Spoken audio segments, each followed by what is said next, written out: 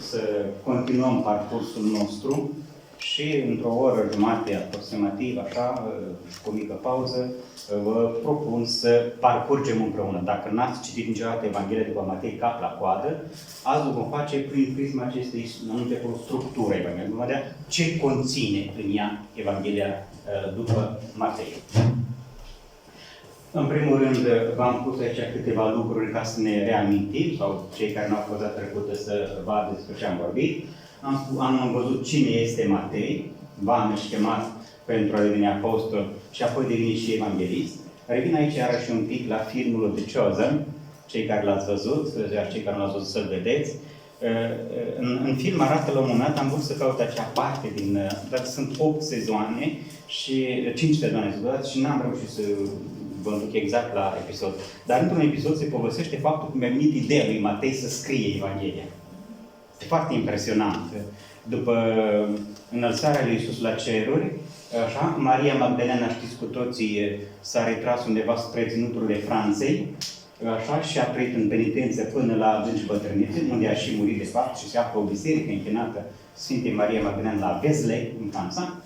Așa, și Matei era îmbătrânit, așa, și nu știa încotro să o apuce și el, și a apucat-o spre Franța și s-a întâlnit cu Maria Magdalena pe acolo. Și ce să vezi, Maria Magdalena locuind acolo într-o grotă, a început să scrie un fel de Evanghelie pe care noi avem până astăzi, se numește Evanghelia după Maria Magdalena. Este o scriere apocrifă, bineînțeles, nu este o scriere canonică, dar în care Maria Magdalena pretinde că ar fi avut revelații private din partea lui Iisus. Da? Vede un teanc de hârtii manuscrise acolo și întreabă, ce e asta? Și Maria îi spune, sunt revelațiile pe care Iisus mi-a făcut mie. Și atunci lui Matei vine ideea să scrie și el Evanghelie conform autenticității, el fiind un apostol care l-a urmat pe Iisus. S-a fost foarte interesant această mică inserție într-un episod din acel film pentru a arăta cum Matei devine din apostol și evanghelist, scriind o Evanghelie. Evanghelia, s-am văzut, este cea mai lungă, conține 28 de capitole. Data trecută puteam să pun premiu și nimeni nu ghicea numărul de capitole. Acum cred că știți cu toți, are 28 de capitole. V-am spus că este așa de voluminoasă pentru că are foarte multe citări din Vechiul Testament, ceea ce nu este cazul celorlalți 3 evanghelii. În Bibliile noastre, așa, când ajungem la Noul Testament, prima carte apare cea lui Matei, care de fapt, cronologic vorbind, nu este prima, cea lui Marcu, dar cea scrisă probabil, am văzut, dacă în jurul anului 70 sau 75, și astăzi o să vedem de ce specialiștii spun că în jurul acestei date a fost scrisă Evanghelia Matei. Textul, am spus că provine din mediile iudeo-creștine din prin Siria, probabil prin acea zonă s-a răspândit Evanghelia asta cel mai tare.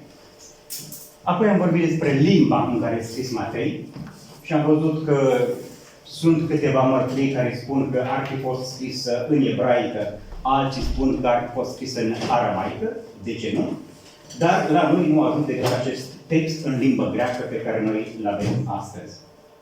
Cât privește locul unde a fost redactată Evanghelia, vă spuneam că multă vreme a fost adoptată ipoteza redactării ei în Palestina. De ce? Pentru simplu fapt că Matei însuși este evreu, este colector de impozite, este așa numit un trădător la noi astăzi, dar este un evreu care s-a dat cu partea cotropitorului, da? Și în această motiv era exclus din comunitatea iudaică.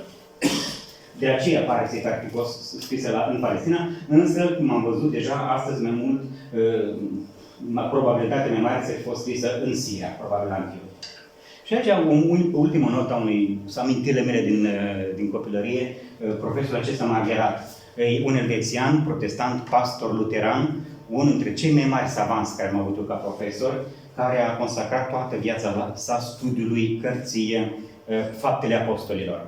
Dar ne-a predat și un curs despre Evanghelii și am reținut aceste câteva lucruri. Spune el că 80% din textul lui Marcu, deci și cu versete, om care studiază asta, nu?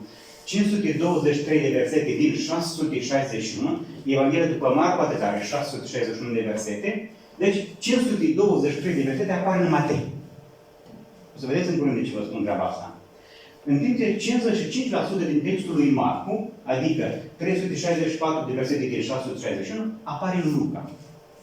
Deci Luca și Matei pompează din Marcu. Da? Aproape tot textul lui Marcu se găsește și la Matei și la Luca, doar 26 de versete sunt doar în Marcu. Restul toate celelalte sunt luate fie de Matei, fie de Luca, fie de Matei și de Luca. Astea 26 de versete nu se găsesc nici în Luca, nici în Matei. Dar Evanghelie, ce lucrau, spune pe cale orală, înainte de a fi așternut în scris, și iată, acest Margaret face această ipoteză a Evangheliei, dar de asta am ajuns la asta, pentru a vă arăta cum s-au inspirat evangheliștii. Da? Marcu pare a fi primul care scrie Evanghelia, undeva în jurul anului 60-65, pe acolo 66, da?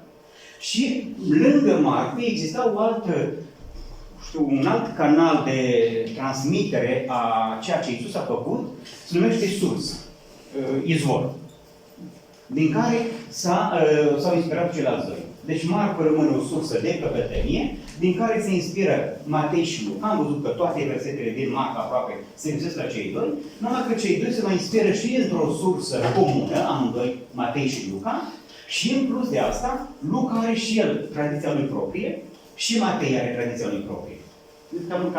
Cam asta este metoda admisă astăzi pentru a vedea felul în care s-au gândit Evangheliile la început pentru a fi puse în scris. Cu această notă care am mai spus probabil și alte dăți, că la origine nu se dorea să se scrie o Evanghelie. Pentru simplul motiv că, odată cu ultimii creștini, Iisus va veni în slavă, la parusie. Și atunci de ce să mai scrii dacă El va veni? Numai că s-a întâmplat un fapt bizar. Creștinii mureau și Iisus nu mai venea.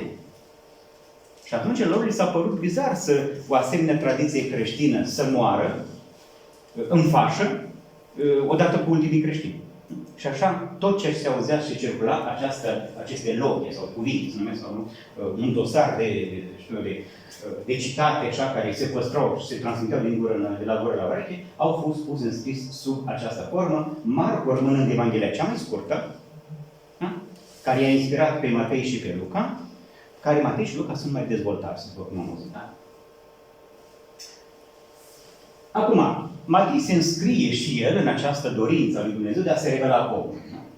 Și progresiv, Dumnezeu am mai vorbit despre acest aspect, că Dumnezeu se revelează progresiv în istoria oamenilor. Adică în felul în care omul îl poate percepe pe Dumnezeu.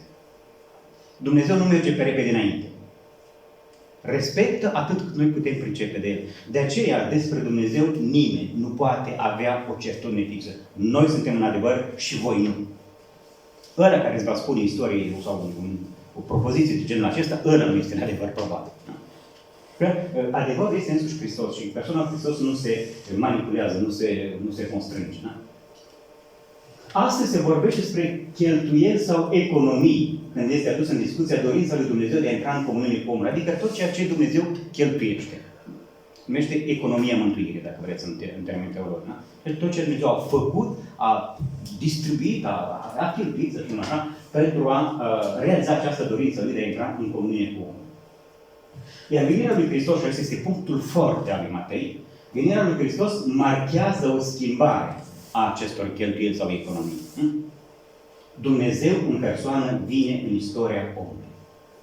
Și Matei este unicul evanghelist, vom vedea data viitoare câteva caracteristici speciale, originale ale lui Matei, dar la Matei se găsește, în ultimul loc, se găsește acest nume al lui Dumnezeu, Emanuel.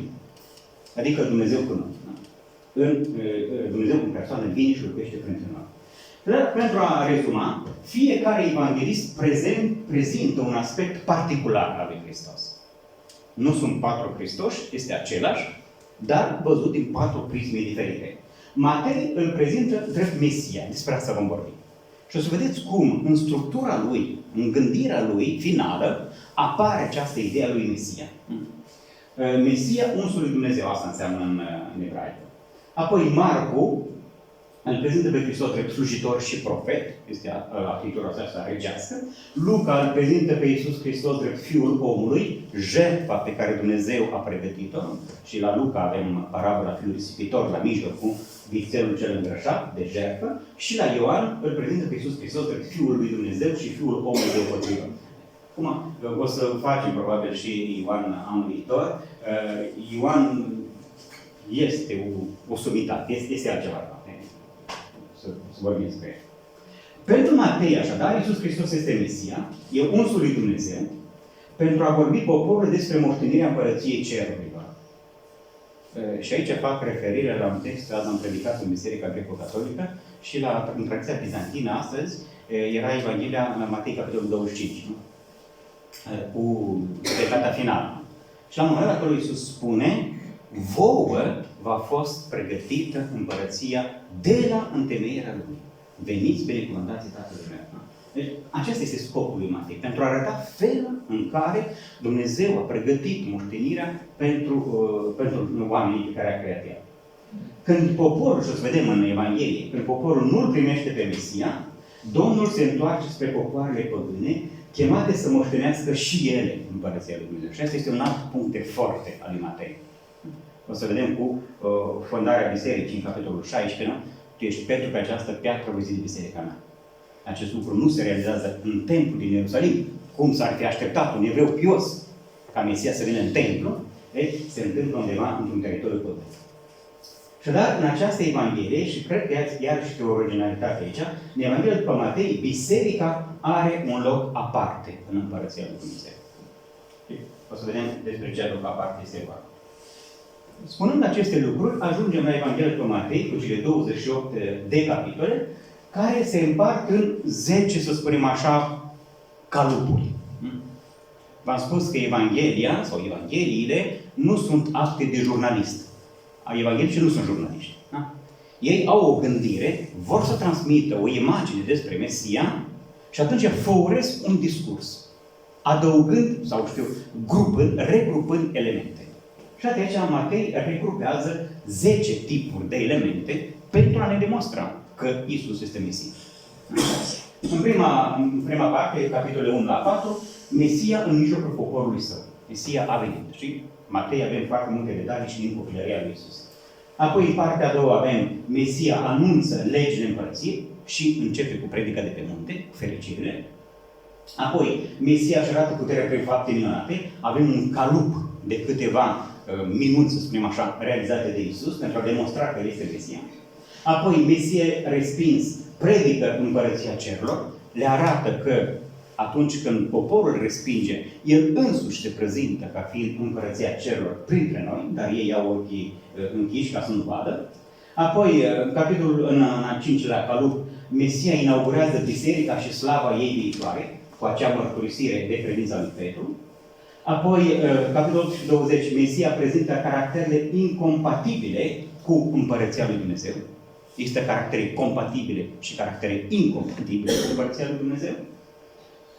Adică este o împărăție diferită de ceea ce o lume gândește când se gândește la o împărăție. Apoi avem Mesia primit cu fast în Ierusalim. Apoi Mesia vestește evenimentele premergătoare Împărăției lui Dumnezeu. Este așa numitul discurs apocaliptic al lui Iisus în Evanghelia după Matei. Apoi în partea a noua, în al 9-lea colp, avem pătimirea și moartea lui Mesia la Ierusalim și în fine capitolul 28, care este cel mai scurt, învierea din morți și înălțarea lui Mesia la cer. Încetul parcurgem aceste etape și o să vedeți că aveți o Evanghelie lui Matei prezentă în spirit. Da? Dacă mai faceți și exercițiul, o citiți de la cap la coadă când ajungeți acasă, o să vedeți cum o să vă regăsiți. Da? Intenția lui Matei cu asemenea plan este un plan, eu am consultat mai mulți specialiști care vorbesc și ăsta pe mine m-a convins cel mai tare de a și prezentat. Sunt alte posibilități. O să vă dau la final un alt plan, o să vedeți. Dar eu după ăsta nu funcționez astăzi. Intenția Sfântului Matei cu un asemenea plan. 1. Istoria omenirii este la răscruce odată cu venirea lui Mesia. Lumea se schimbă. Asta este Matei. Lumea nu mai este înainte de Iisus, cu era după Iisus. Este o schimbare majoră. Al doilea lucru. Logica gândirii lui Dumnezeu nu este logica oamenilor. Matei este fascinat de logica lui Dumnezeu. Pentru a arăta cum logica noastră nu se pupă cu logica lui Dumnezeu și un caz aparte. Aici avem fericire. Cum nimeni, zdravă la cap, nu-ți spune fericit cei care plâng. Și știm că ea care plâng nu-și prea fericiți de obicei, sau cei sărați, nu știu. Este un alt tip de logică. Apoi, un alt aspect, Mesia pentru Matei nu este un magician, el face fapte miraculoase prin credință. Face apel la credința celor care beneficiază de aceste fapte miraculoase și este un calup consistent de fapte miraculoase în Matei. Apoi, biserica este predicatoarea și imaginea împărăției ce va veni. Un scop pe care Matei l-a integrat este acela că totul ce a făcut Dumnezeu a făcut în vederea apariției bisericii.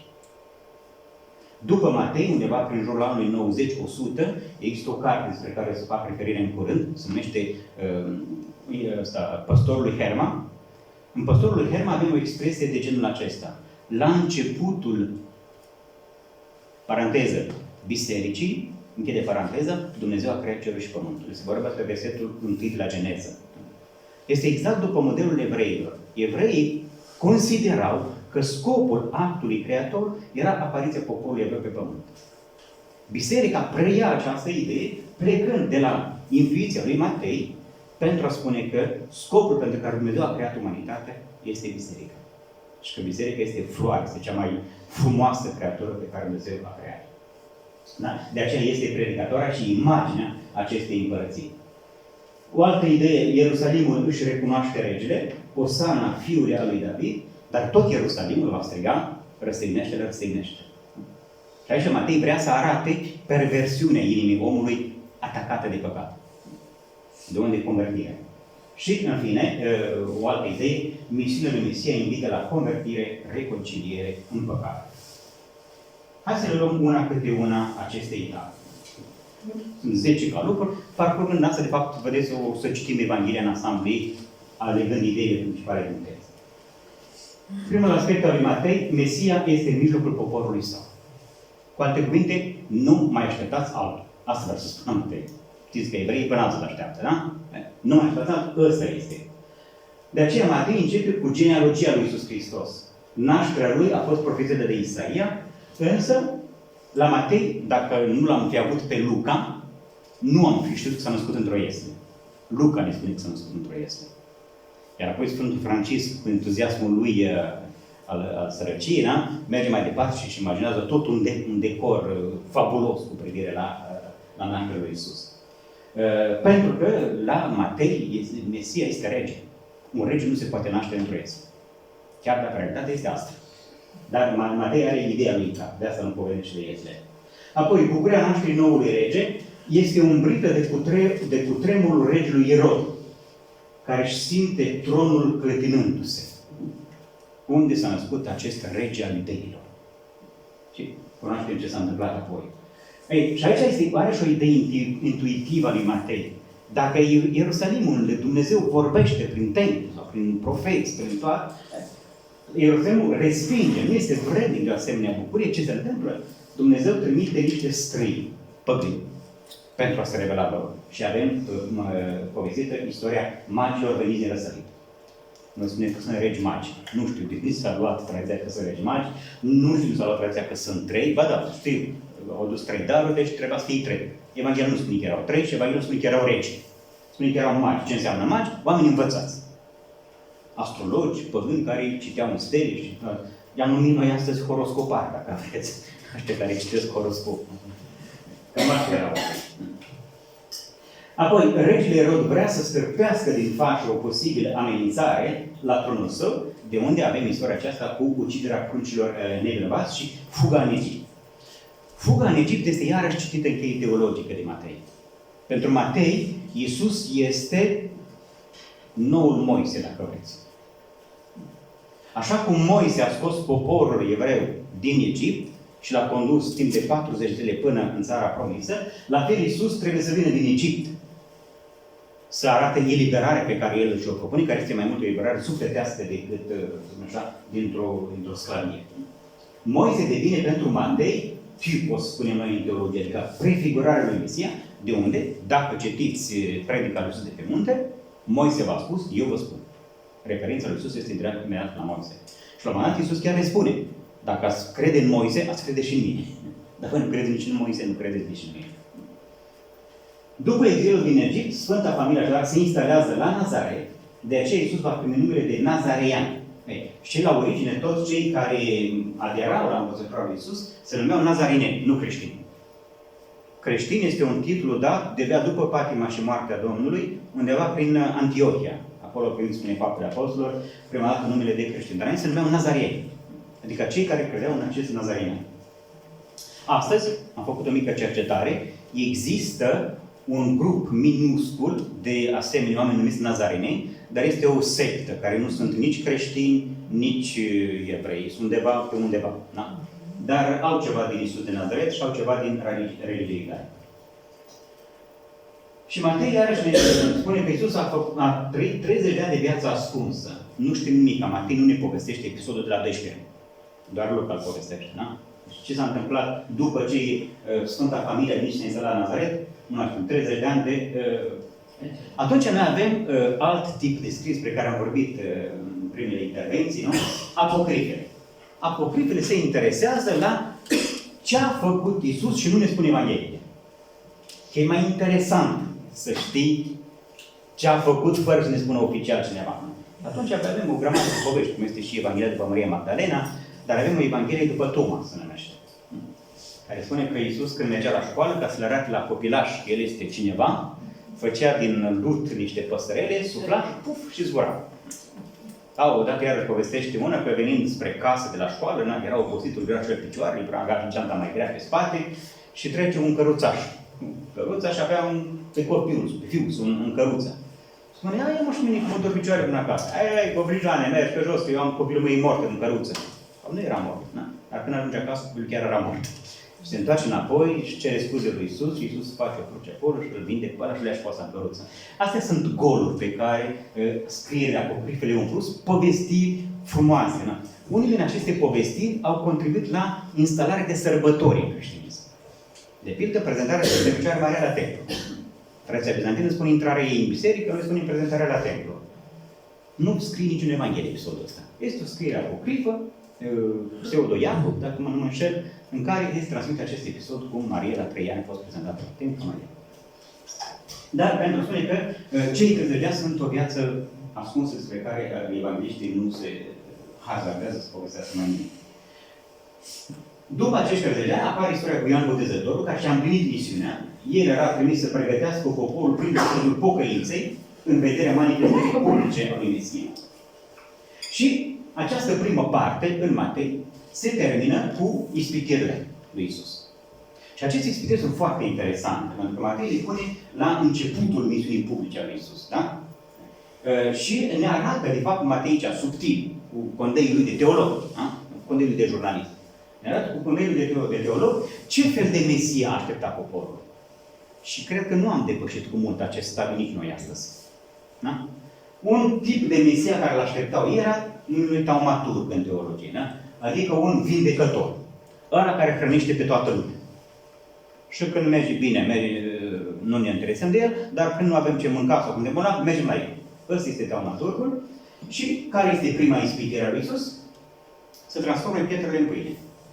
Dacă le transformă în pâine, toată lumea va crede în el. Iisus, iar și intrăm în logica lui Dumnezeu. Dumnezeu nu este în logica oamenilor, noi nu putem intra în logica lui Dumnezeu. Pentru că pentru noi a fost ușor să credem în el, cei din vremea lui, dacă făcea pietrele în pâine. Și Iisus spune, nu, asta este gândirea lui Dumnezeu, este altceva. Al doilea tip de Mesia care l-aștepta era un Mesia rege, triumfalist. Să-i scape odată pentru totdeauna de păgânia de romani. Existea și o mișcare în Palestina de atunci, mișcarea zeloților. Da? Unul din apostoli este zelot, Simon Zelotul. Zeloții ăștia erau din ăștia, i-am numit noi astăzi talibani. Ăștia care înarmați, și dea în cap la tot romanul care este pe stradă.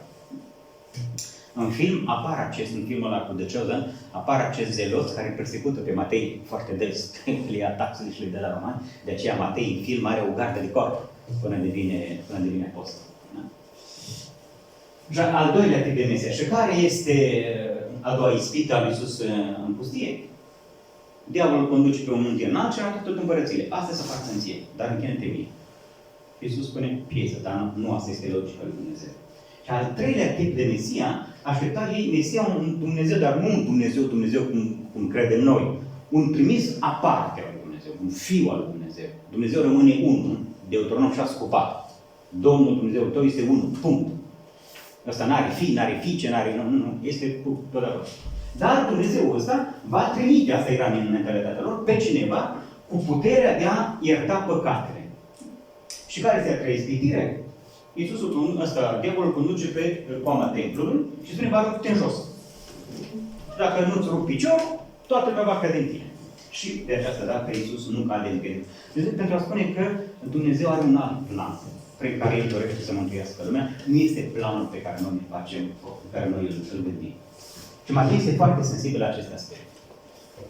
În al doilea calup din Evanghelia după Matei, după primele 4 capitole, nu? Aici avem un calup legat de ideea Mesia anunță legile Împărăției lui Dumnezeu. Ca orice împărăție, și Împărăția lui Dumnezeu are legile ei. Și începe cu predica lui Iisus de pe munte, unde Iisus, de fapt, arată care sunt predilecții acestei împărății, apoi arată caracterile fericiților. Fericiții nu sunt de aia înlănfați, nu sunt de aia certăreți, nu sunt de aia răutăcioși. Fericiți sunt cei care au compasiune, umilință, bunătate, dreptate, termeni care întâlnim adesea în Evanghelia după Matei. Milostivire, sfințenie, pace și așa mai departe. Apoi, legile enunțate de Mesia nu abrogă legea lui Moise. Un alt aspect aici. Dar îl duce la îndeplinire. Adică îl duce pe culmaima. Ați văzut astăzi, pentru cine a fost la biserică, sau să vedem la Evanghelie în curând, nu? Dacă mâna ta dreaptă te conduce la păcat, tai. E mult mai departe de ceea ce prevedea Moise acolo, da? Sau dacă te-ai dat la o femeie cu o privire alta, ai să duci la adulterul în inimă. Da? Ceea ce legea lui Moise nu spune. Și este o lege neabrogată, o lege care merge mult mai departe și mult mai greu de fapt, legea lui Iisus, de unde și nucleul care a crezut în el este foarte mic. Și aici este minunea creștinismului. Că după înviere, acest nucleu nu a făcut decât să crească. Deci ceva care s-a petrecut acolo. Inima omului se află în centrul faptelor morale. Și aici Matei este foarte sensibil și face apel la Isaia. Tot vom intra în post în săptămâna asta, bizantinii intră și în post duminica viitoare, și ne tot batem cu mâna pe piept. Post, mâncare de post, sarmale de post, toate de post. Matei este sensibil la acest post, dar nu ăla care îl crede noi, care l-am... De fapt, și catolici ortodoxi, într-o oarecare, mai mult poate ortodoxi, dar și catolici într-o oarecare măsură, am ridicat postul la rang de religie. Dacă postez, că nu vorbesc cu vecinul, că sunt răutăcios și că nu ajung să iert, asta nu face parte din post. Dar dacă am postit și am mâncat sarmale de post, aia da face parte din post. Matei este foarte sensibil și vrea să meargă pe postul inimii. Spune că din inimă ies omucidirile, adulterul, divorțul, mărturia mincinoasă, răzbunarea. Și la Matei avem această expresie. Nu ceea ce intră în om îl spurcă pe om, ci ceea ce iese din om. Și ce iese, din inimă ies toate treburile astea.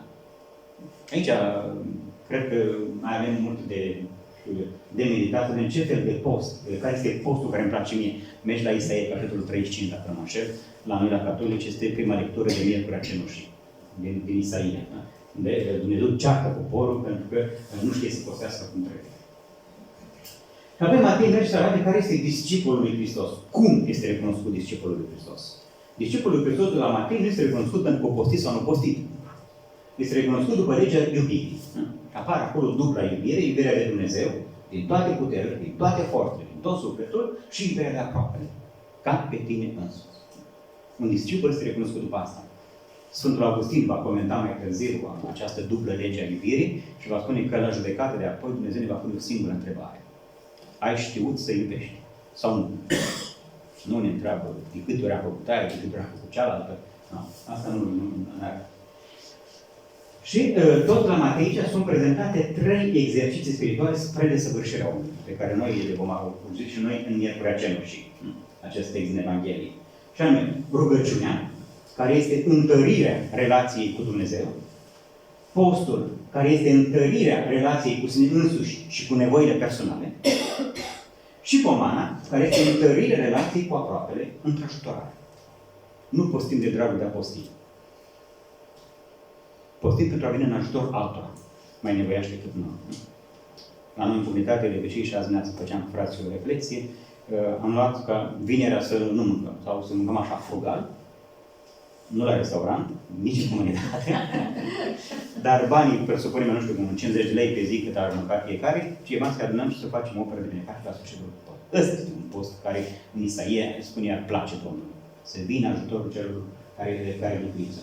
Și, de fapt, asta este și scopul postului și comentul. În Împărăția lui Dumnezeu, în opinia lui Matei, se gătuiește în mod sobru, evlavios și în dreptate, astfel încât Satana să nu aibă fisuri pe unde intra în suflet. La Matei simțim prezența asta malefică, care e gata să intre oricând i-am dat prilej să poată intra și el când intră se instalează. Nu? Dacă vede că a fost alungat prima dată, duci și vine cu legiuni. Tot vine. Asta e meseria lui.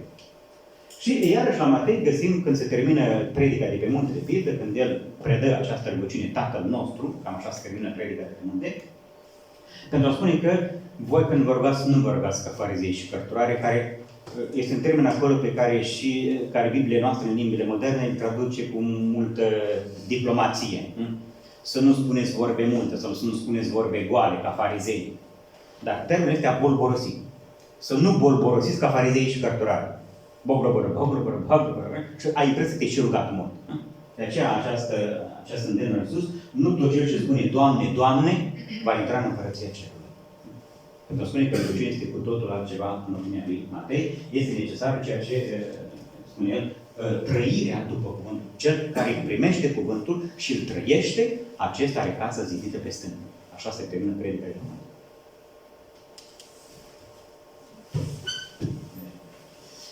Al treilea punct din Evanghelia după Matei.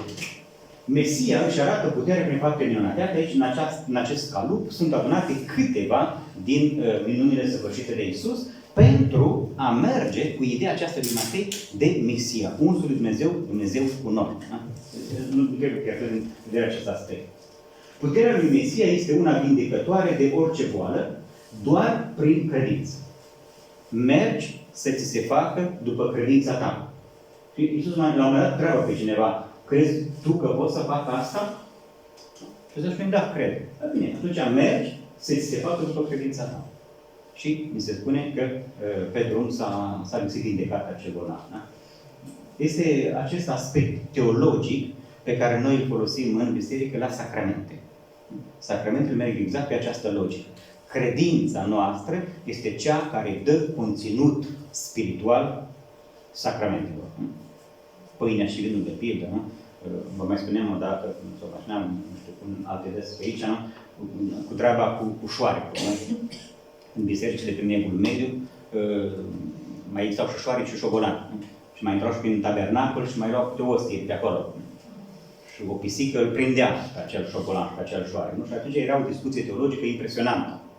Am voie să omor pisica care a mâncat șoarecul, care a mâncat ostia.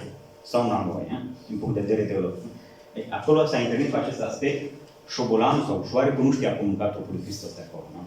Deci n-avea credința că acea particică este trupul lui Hristos. De aceea, ceea ce dă valoare și sens acelor lucruri este tocmai credința, iar în Evul Mediu avem multe asemenea exemple în tradiția noastră romano-catolică, numite exemple minuni euharistice, în care unii preoți, mai ales în contextul al protestanților care negau prezența reală a Euharistiei, a trupului Hristos în Euharistie, și unii preoți pierdeau și ei această credință și diferite moduri, fie celebrând și rupând ostea, curgea sânge din ea, fie ostea practic se transformă într-o bucată de carne, avem cazul Lanciano sau știu alte asemenea elemente, pentru că credința este cea care face sau care dă validitate sacramentului și nu este ceva magic, o pus pe acolo ceva și o schimbat apa în.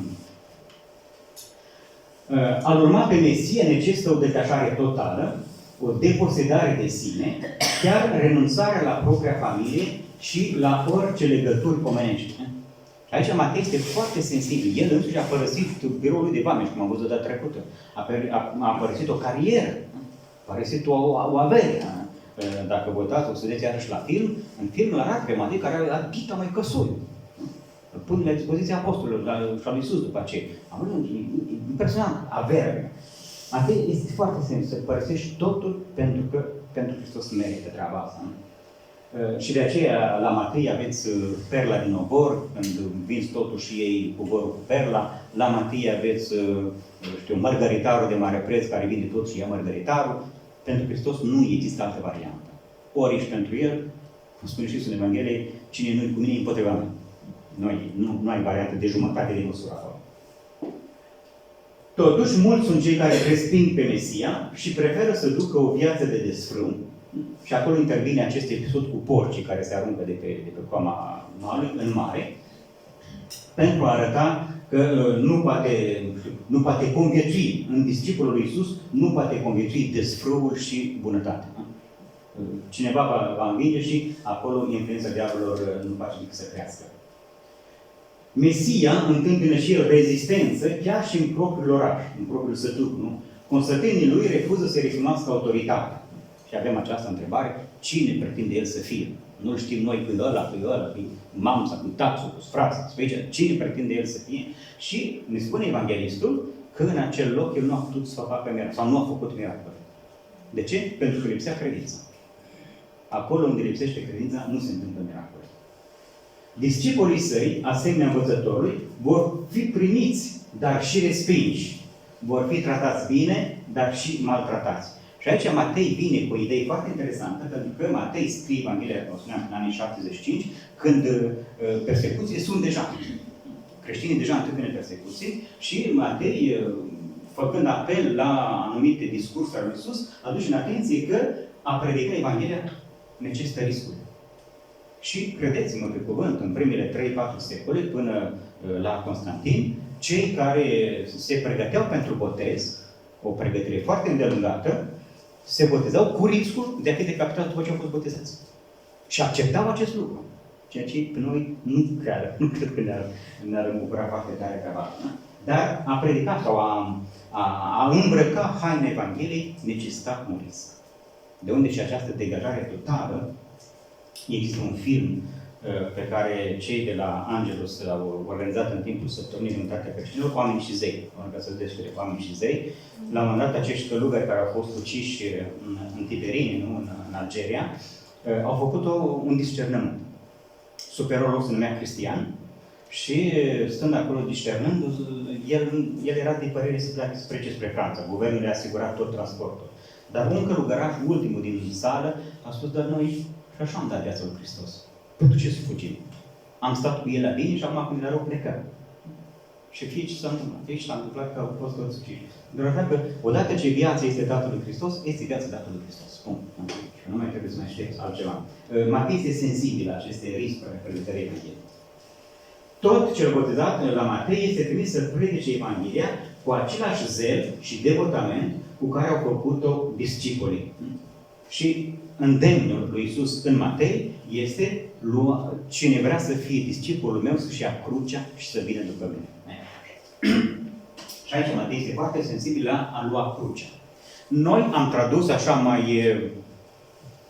mai lejer, zicând că a lua crucea înseamnă suferi ca prost. Lasă-mă, și Iisus a suferit. Suferă și tu. Ia-ți crucea, dă-și cu ea, faci cu ea. Da? Nu e asta a lua crucea. Origen are o predică foarte fabuloasă, Origen din secolul III, despre acest a lua crucea. Ce înseamnă pentru Origen a lua crucea? Ce îl trăiește în momente de persecuții. L-au condus pe taică și la moarte, au văzut cum i-a tăiat capul. După aceea, fără rogul, nu i-a tăiat și lui. Dar el înțelege a lua crucea, că înseamnă a predica Evanghelia. Ce este mult mai greu a predica și a lua riscurile predicării Evangheliei decât a spune capul pătăitor. Pentru că asta necesită o muncă de o viață. Viața monacală se naște în creștinism odată cu dispariția persecuțiilor. Pentru a arăta că în viața monacală nu spui cap pe tăitor, dar este o viață consacrată în întregime vestirii Evangheliei. Matei are această idee, a lua în serios predica Evangheliei. Toți sunt chemați să predice Evanghelia, nu doar preoții sau călugări. Apoi, în această parte apare și istoria lui Ioan Botezătorul, care este închis și se miră că Mesia nu vine să le libereze. Aici este o idee interesantă la Matei și nu o întâlnim în altă parte. Ioan Botezătorul se îndoiește dacă Iisus este sau nu este. Și eu zic, băi, ok, eu s-o spus ce acolo ăla nu stă cu femeia lui ăla, nu? Și că nu este bine să stea așa, ăsta l-a închis, da, nu e problemă, vine Iisus și mă salvează. Asta era în capul lui. De aceea Ioan Botezătorul trimite câțiva din discipolii săi, printre care era probabil și Andrei, iar în film îl arată pe Andrei ca fiind un apostol, un discipol foarte apropiat de Ioan Botezătorul, de care Ioan Botezătorul se detașează cu greu, trimițându-l în urma lui Iisus. Pe acești primiți și spună, băi, tu ești sau nu ești? Spune-i deodată, spune-i răzbegat, ca să știi toată lumea. Și din acest motiv Iisus apare acest discurs al lui Iisus în care îl laudă pe Botezătorul zicând că Ioan Botezătorul este cel mai mare om născut din femeie. Și că cel care este asemenea lui Ioan Botezătorul va fi mare în împărăția lui Ioan Botezătorul, în împărăția lui Dumnezeu. Apoi ajung discuțiile între Mesia și opozanții lui, care sunt tot mai aprinse. Caută să-l prindă și îi aduc tot felul de acuze. Aceștia sunt trei mari acuze pe care le întâlnim la Matei, și anume cu privire raportul Iisus cu privire la lege, raportul Iisus cu privire la templu și la tradiție. El cu toate are probleme. Și intră în conflict deschis, iar motivele condamnării lui vor fi legate de aceste trei elemente. Legea, templul și tradițiile. O să revenim cu tradițiile în curând, că Iisus acolo are un text în Matei foarte explicit. Noi l-am ascultat în Evanghelie zilele trecute, în varianta lui Marcu. Farizeii are și o altă problemă a lui Matei, să ne vedea cum farizeii îl văd pe Iisus și îl văd pe Iisus că acționează cu degetul Satanei. Atunci când face acest tip de fapte minunate, de fapt le face prin Satana, ca să ne arate nou că El este cineva. Și aici apare din gura lui Iisus un avertisment destul de sever, la care cred că putem medita mult și până astăzi biserica încă nu a înțeles această subtilitate a anunțului lui Iisus, păcatul împotriva Duhului Sfânt. Iisus spune, toate păcatele vă vor fi iertate. Dar cel împotriva Duhului Sfânt nu se iartă nici aici, nici în veșnicie. Eu am tradus o predică a Sfântului Augustin despre acest păcat. E fabuloasă această predică și este și o rămas foarte de căpătâi în tradiția creștină occidentală, cel puțin, felul în care Augustin se interoghează și vede acest păcat împotriva Duhului. Una din realitățile pe care Augustin le aduce în atenție este a nu recunoaște acțiunea Duhului în celălalt sau la celălalt. Numai la mine acționează Duhul, nu poate acționa și la celălalt. Nu? Și putem da multe asemenea momente pentru a arăta că Duhul Sfânt, cum spune Iisus în Evanghelie, suflă unde vrea. Nu poți spui aici, nu poți spui ca acolo. El suflă și asta e misiunea lui, sau misiunea lui să sufle unde vrea, fără a fi stăpânit de nimeni. Al patrulea calup, și o să facem o mică pauză. Mesia este respins, dar el continuă să predice împărăția cerurilor și se folosește de parabole. Vă spuneam că la Matei, centrul predicii lui Iisus este împărăția lui Dumnezeu, sintetizată și simbolizată prin biserică. Biserica, pentru Matei, este prezența împărăției lui Dumnezeu în această lume și el aduce aici în atenția noastră 8 parabole. Le regrupează, practic, aceste parabole despre împărăția lui Dumnezeu. 8. Iarăși venim la o cifră simbolică. Este o cifră teologică. Biserica, simbolul bisericii este cifra 8. Pentru că 8 înseamnă veșnicie. Odată cu botezul nostru, noi, cum ar spune Sfântul Paul, am învins păcatul și moartea și ne este deschisă calea în veșnicie. Deci omul intră în veșnicie odată cu botezul său. De unde simbolul acesta 8, foarte, foarte interesant. Și iată, avem aici 8 parabole în care se vorbește despre împărăția lui Dumnezeu, care de fapt este prezența bisericii aici și acum. Și avem semănătorul, în care ne sunt descrise condițiile pentru a intra în împărăția lui Dumnezeu, nu? Aia care au văzut pe teren bun, pe teren alb, în pietros și mai știu ce. Apoi avem neghină din obor, în care Iisus vrea să arate că buni și răi viețuiesc la oaltă până la sfârșit și Dumnezeu îngăduie asta. Slujitorii vor să smulgă neghina. Să nu, lasă împreună. La urmă, ne vedem. Apoi sămânța de muștar, în care se dezvoltă această idee că împărăția crește în această lume, se dezvoltă. Noi o primim sub formă de grăunte de muștar la botez, dar apoi este chemată să crească în noi până la maturitate. Apoi parabola drojdiei, în 3 măsuri de făină, în care teologia acestei parabole este că în spatele Împărăției Lui Dumnezeu se află prezența Sfintei Trăimi, unde cele 3 măsuri de pâine, nu sunt 4 măsuri de pâine, sunt 3 măsuri de pâine, iar droltea face să crească tot aluatul. Apoi, parabola cu morii ascunse în obor, în care ideea este că Împărăția Lui Dumnezeu nu are preț și că cel care o descoperă cheltuiește tot să o dobândească. Apoi, perla de mare preț și ea vinde totul pentru a o achiziționa. Apoi apare parabola mregilor aruncate în mare, care arată, de fapt, lucrarea lui Dumnezeu în această lume, când prind pești buni și mai puțin buni, pești buni și răi, toți la oaltă acolo. Și, în fine, parabola stăpânului casei. Casă din care el scoate lucruri vechi și noi. Și aici Matei face legătura foarte apropiată cu Vechiul Testament și Noul Testament. Cele două testamente nu se exclud la Matei. O ispită omniprezentă în biserica primară a fost aceea de a elimina Vechiul Testament din tradiția creștină.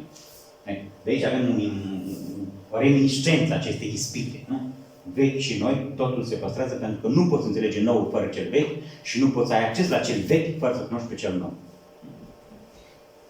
Și în această parte, Ioan Botezătorul este ucis în temniță, iar Iisus suferă după acest eveniment, se retrage singur în intimitatea Tatălui. Calea a fost pregătită, calea a fost anunțată, a fost vestit, arătat ca Mielul lui Dumnezeu, iar acum El își ia acest rol în serios. Și îl va duce la îndeplinire cu misiunea sa. Apoi revine în mijlocul mulțimii și este milă, fiindcă o găsește ca pe o turmă fără păstor. Aici are și o idee scumpă lui Matei, de a ne prezenta pe Iisus, Mesia, ca păstor și face apel la această mulțire a câinilor care o avem și la Ioan, și la Luca, și la Marcu, mulțirea câinilor cu 5 câini, de fapt, și 2 pești. O să vorbesc pe această minune dată viitoare, să iau câte un discurs așa la mine și de acolo, să le vedem în detalii cam cum înțelege știu Matei și specialiștii care au citit după textele lui Matei, cum înțeleg aceste texte. Aici evidența este foarte, foarte clară, nu? 5 sunt cele 5 cărți ale lui Moise, și anumitul Pentatiu, primele 5 cărți, legea lui Moise, și 2 sunt cea dubla natură a lui Iisus Hristos, Dumnezeu și om. Atâta timp cât acestea sunt doar 5 pești și doar 5 pâini și doar 2 pești, nu se întâmplă nimic. Dar atunci când Dumnezeu, adevărat om și adevărat Dumnezeu, Iisus, Dumnezeu și om adevărat, intervine asupra legii lui Moise, o duce la desăvârșire și lumea este săturată și mai rămân și 12 coșuri de adunate pe ei. Apoi, după plecarea mulțimilor, discipolii se confruntă cu furtuna pe mare, ceea ce vine iarăși o idee scumpă a lui Matei. Iisus vine în întâmpinarea lor mergând pe mare, în tradiție biblică, evanghelică, teologică, a merge pe mare înseamnă a stăpâni lumea. Iisus este stăpânul lumii. Merge pe mare și care este ispita lui Petru? Să fie și el stăpân peste lume. Spuneți, vin și eu pe mare. O mers repățică, dar nu prea mult. Pentru că nu este stăpânul lumii. De unde necesitatea de a fi scos afară de mâna lui Iisus. Și, în fine, această parte a patra se termină cu farisei și cărturari care îi reproșează lui Iisus că nu respectă tradițiile. Asta acuză, aceasta revine omniprezent. Și Iisus le spune clar. Și este o lucrare care nu putem lua și noi ca, trăire de post, probabil. Tradițiile, datinile și obiceiurile sunt stabilite de oameni. Acestea se pot schimba. Pe când cuvântul Domnului nu se schimbă o iotă din cuvântul Domnului. Dar tradițiile, datele și obiceiurile care sunt ale oamenilor, și voi pe asta le păstrați cu sfințenie. Dar cuvântul lui Dumnezeu care este prezența lui Hristos, Hristos este cuvântul lui Dumnezeu făcut trup. Prezența lui Hristos, voi îl neglijați. Și aici apare acel reproș al lui Iisus, știu de ce nu mă ascultați pe mine. Dacă m-ați asculta, cuvântul meu ar pătrunde în inima voastră și v-ați converti. Dar voi nu vreți să vă convertiți. Cuvântul lui Iisus, cuvântul Domnului, cuvântul lui Dumnezeu produce convertire.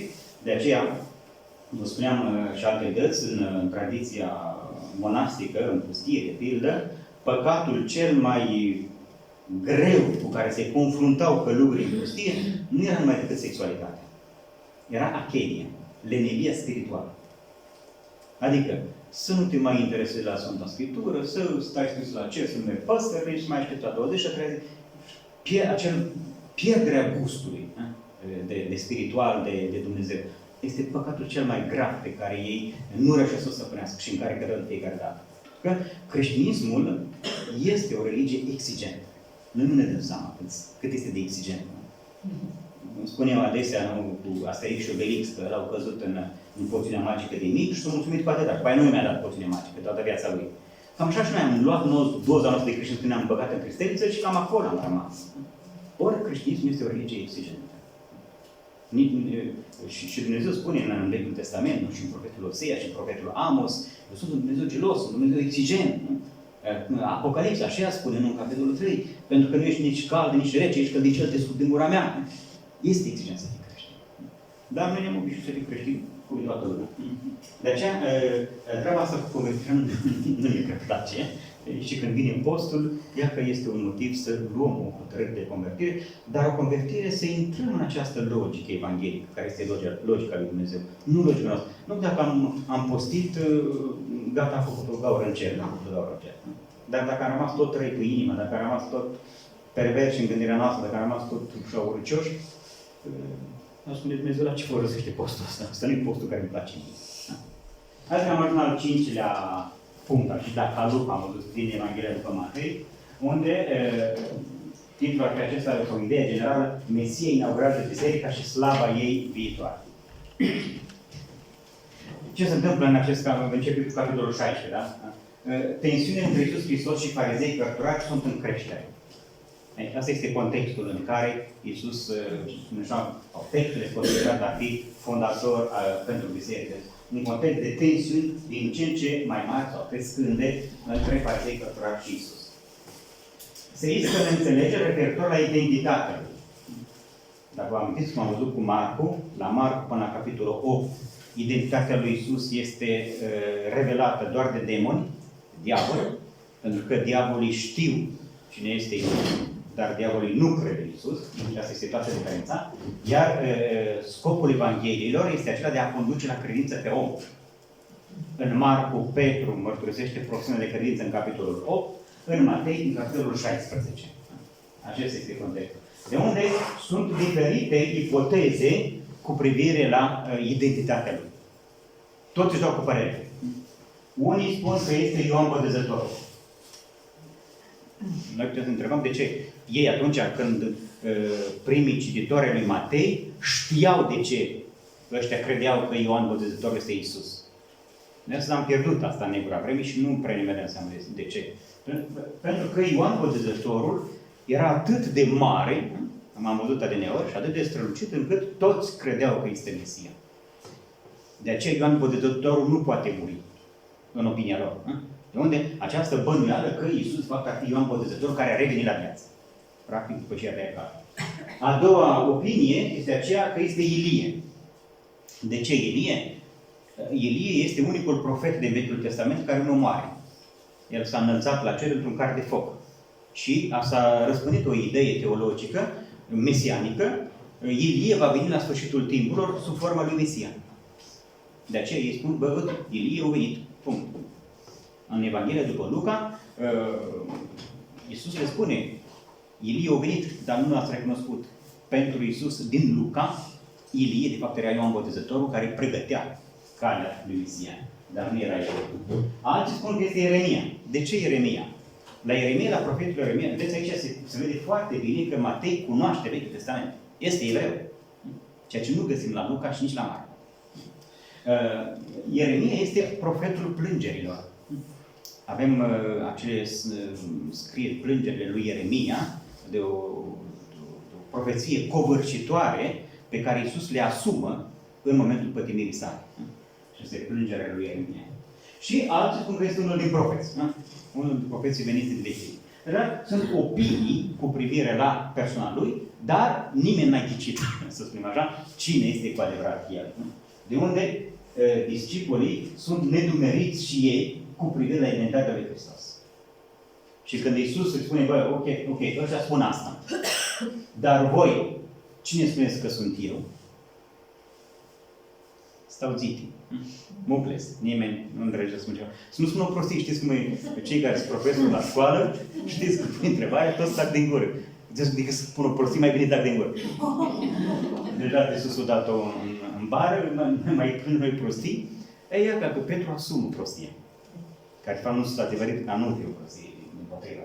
Tu ești Hristos, Fiul Dumnezeului Celui Viu. Aici Matei pune în gura lui Petru prima mărturisire de credință cristologică. Înainte să avem crezul pe care noi îl rostim la biserică duminica, asta era crezul creștin. Tu ești Hristos, Fiul lui Dumnezeu cel viu. Nu avea altul. Și asta vine la Petru. Și pe această formulă de credință, Iisus îi spune, fericit ești Simon, fiul lui Iona, nu carnea și oasele ți-au revelat aceasta, sau sângele, ci Duhul lui Dumnezeu care este în tine.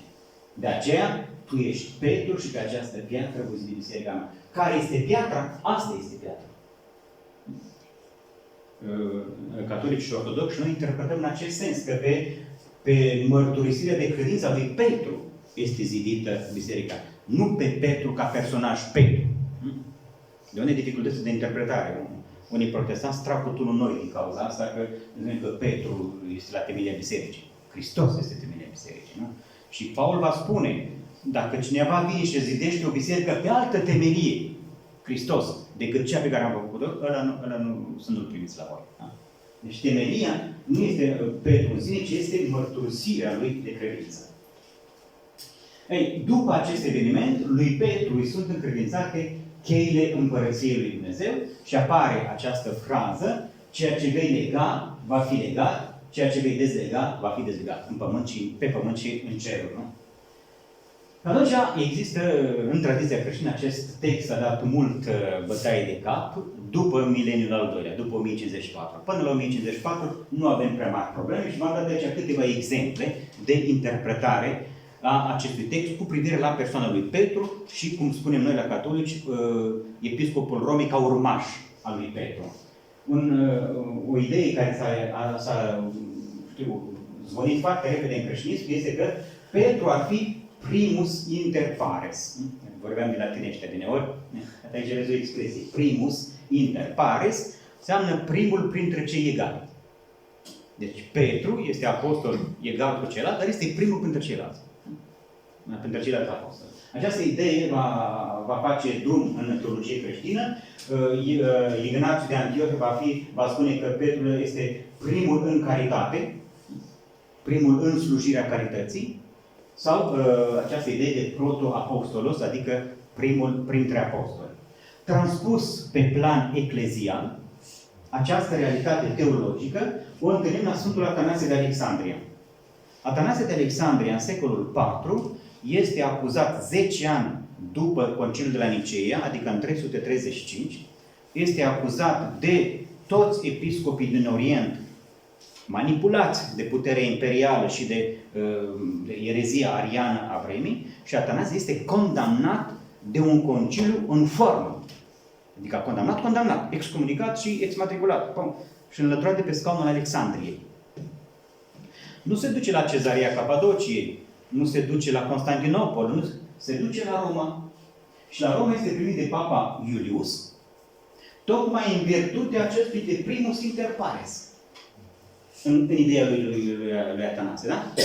Și Papa Iulius ce îi spune? Mărturisește credința ta. Și l-a spus, tu ești Hristos, Fiul lui Dumnezeu cel viu. Și Papa Iulius îl primește în comuniunea bisericii. Deci, Alexandria este un scaun important, este al doilea după Roma, la vremea respectivă, da? Și Atanasie este episcop de Alexandria. Exmatriculat, excomunicat din biserică, sub influența ariană. Al doilea exemplu, avem Sfântul Vasile cel Mare, care îi cere papei Damasie să intervină în chestiunea cu apolinarismul. Nu fac o teologie apolinarismului. Apolinariștii ăștia, ei credeau că Iisus nu a asumat în întrupare un suflet uman. Și că avea doar trupul și spiritul divin în el, iar în momentul botezului, de fapt, acel chip de porumbel ar fi fost sufletul care a venit în el. Cam asta era ideea lui Apolinarie. Și Vasile cel Mare se zbătea cu ăștia și unde să găsească el sprijin? Tot în virtutea acestei mărturisiri de credință, la episcopul Romei, la Damasie. Și Damasie îi explică cum s-au lucrurile și condamnă apolinarismul. Și un alt exemplu care este cel mai grăitor probabil, este Sfântul Leon cel Mare, care în anul 451 se opune acestui conciliu, este al patrulea conciliu ecumenic, cred că cel mai important din punct de vedere dogmatic al creștinismului. Papa se opune, în cele din urmă acceptă să se țină acest conciliu și trimite o scrisoare care se numește Tomul către Flavian. Este o scrisoare adresată episcopului Constantinopolului, care fusese martirizat mai devreme, prin care îi recunoaște ortodoxia credinței lui. Și când s-a citit această scrisoare, în interior avea un corp dogmatic foarte bine pus la punct. Virgulele și cuvintele erau foarte, foarte bine cântărite. Și un diacon de la Roma a citit acest document la Calcedon, în Orient, deci la Constantinopol, lângă Constantinopol de astăzi, și toți episcopi, erau 550 de episcopi orientali toți, au spus, Leon a vorbit, Petru a vorbit. Tot în virtutea la această mărturisire de credință. În primul mileniu cam așa au stat lucrurile cu interpretarea acestui text. Nimeni nu avea propunere și Foție. Foție al Constantinopolului s-a lăsat excomunicat de Papa Romei, de Nicolae al V-lea. Pentru că nu-i plăcea de un aspect din teologia lui și Foție s-a supus. El avea o problemă cu personajul, cu Papa, dar nu cu această instituție care era Petru, tu ești Petru, pe această piatră vă zide biserică. Pentru că spune că în primul mileniu a funcționat acest sistem așa. După primul mileniu avem aceste două rânduieli în biserică, să spunem așa, și care pleacă de la interpretarea textului din Matei.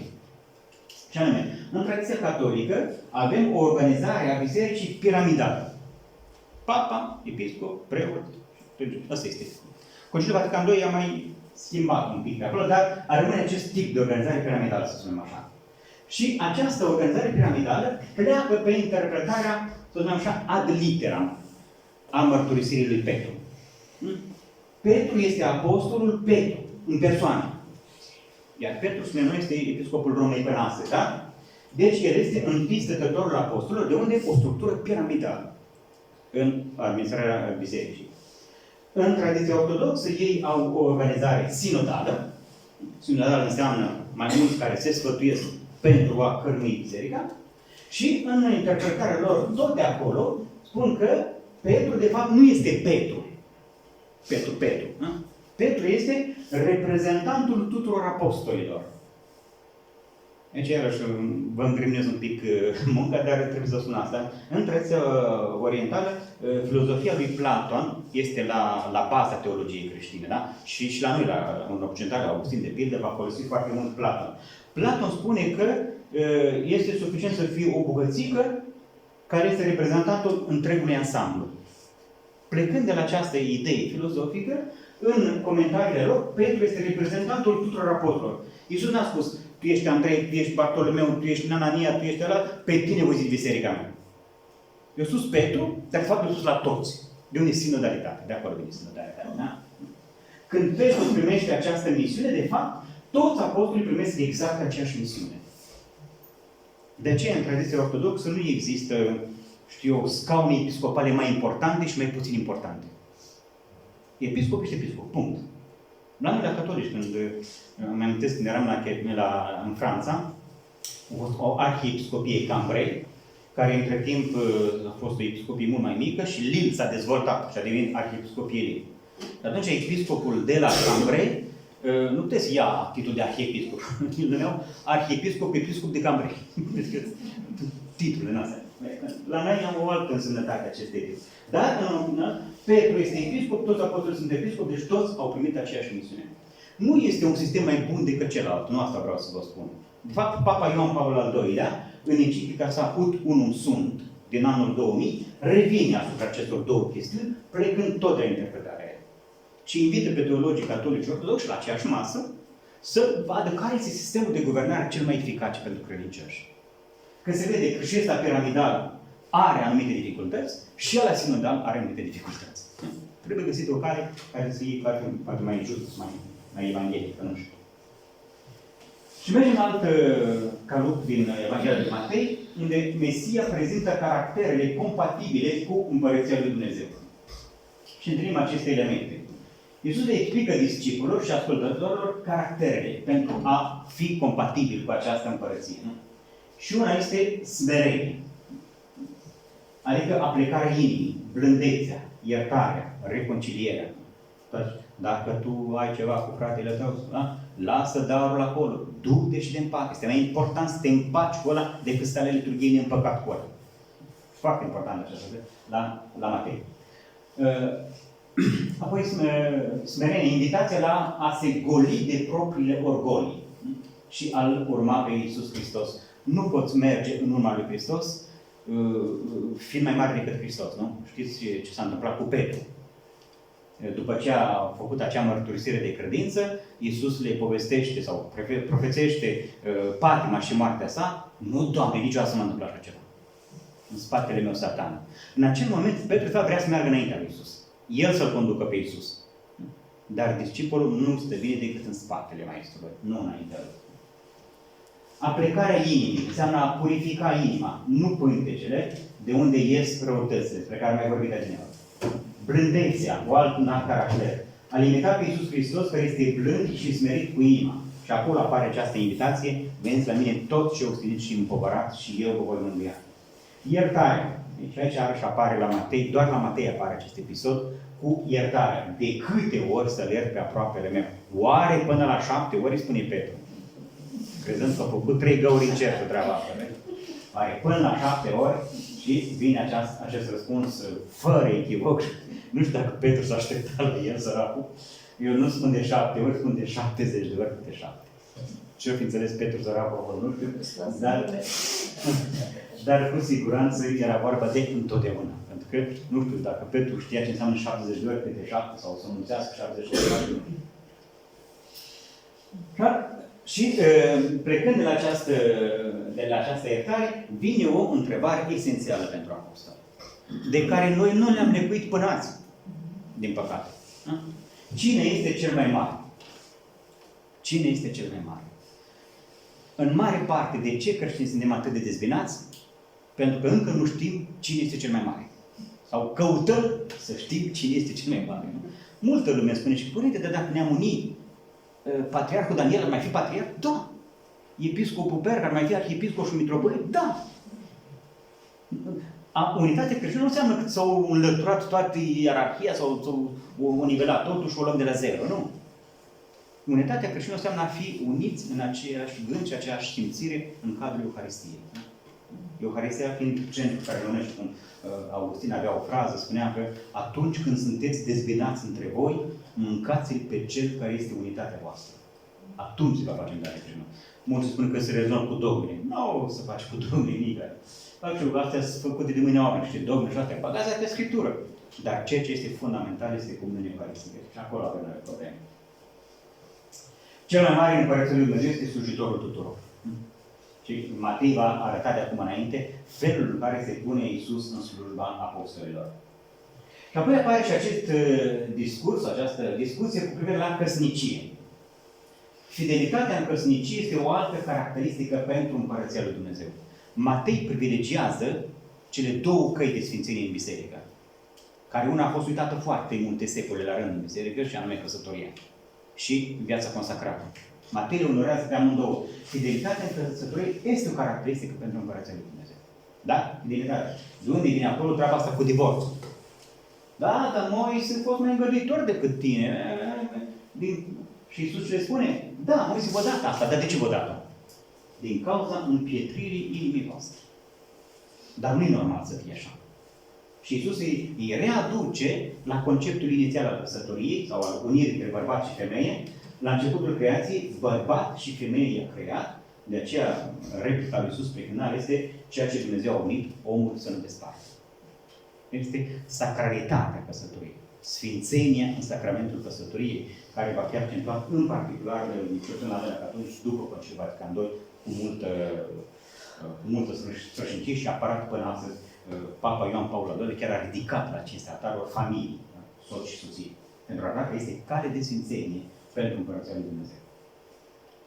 Și apoi apare această parabolă un pic bizăruită aici, lucrătorii în vie. Lucrătorii la ceasul al 11-lea se numesc ăștia, da? Acolo, indiferent la ce oră au fost angarați ăștia, primesc aceeași plată seara. Iar și o logică care ne depășește pe noi și la care Matei este sensibil. Cum mă, ăla care lucra de la 5 la 6 primește un dinar, că ăla care lucra de la 9 dimineața? Unde este logica? Arătați-mă și mie. Dar acolo sunt două categorii de oameni în Evanghelia lui Matei. Cârcotașii. Și ne ăștia găsim până asta, da? Este nedrept, nu ține cont de vorbele noastre, nu bătă soarele în cap, ne dă un... Dar de fapt asta a fost înțelegerea de viață cu ei. Nu le-a spus că le dă doi din ani. Le-a spus că le dă un din ani și au acceptat. Și apoi sunt beneficiarii, ceilalți care se vin mai târziu, care acceptă și ei plată, dar fără să o înțeleagă. Și nu cârcotesc. Nici nu dă dinarul înapoi. Îl iau, dar nu cârcotesc. Le convine. Este într-adevăr o logică în care suntem chemați să intrăm și Matei vrea să ne conducă spre această logică.